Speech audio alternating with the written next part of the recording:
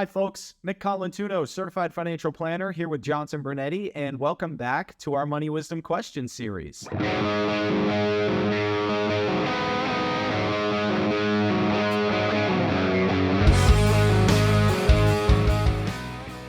Today's question is about paperwork.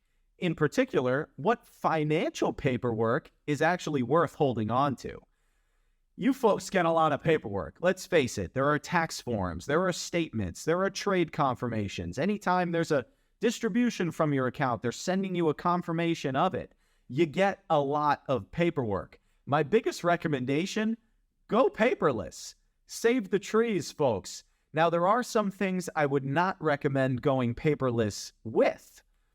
In particular, the tax forms, the 1099s, the distribution forms, anything that you are required to file come tax time with the IRS. Those forms, it's very important to actually get the physical documents, get them sent to your house. A lot of things can get lost in email and even get sent to the wrong inbox. It could go to a junk inbox.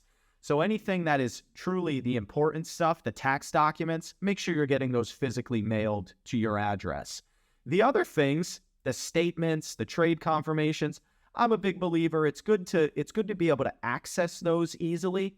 Nothing easier than just getting it emailed to you, clicking the link and viewing your statement. I don't think you should really be looking at these things every single day or every single week, but sure, end of every month or beginning of every quarter, when they send that statement out, click the link, take a view of it.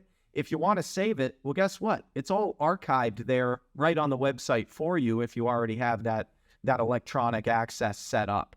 So as far as what you should be keeping, the most important documents for you to be keeping, I would say any of that paperwork that maybe you filled out when you first created the account, it's good to have that on record, a copy of that somewhere.